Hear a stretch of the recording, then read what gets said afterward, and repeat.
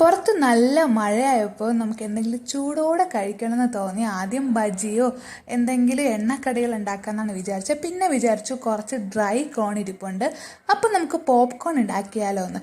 അപ്പോൾ കുക്കർ എടുത്തിട്ടുണ്ട്, അതിൽ നെയ്യ് ആഡ് ചെയ്തിട്ടുണ്ട്, കുറച്ച് ഉപ്പ് ആഡ് ചെയ്തിട്ടുണ്ട്. അപ്പോൾ ഞാൻ അമ്മയടുത്ത് പറഞ്ഞു കുറച്ചും കൂടെ ഉപ്പ് ആഡ് ചെയ്തിട്ടുണ്ട്. പിന്നീട് മഞ്ഞൾപ്പൊടി ആഡ് ചെയ്തപ്പോൾ അത് കുറച്ച് കൂടിപ്പോയി.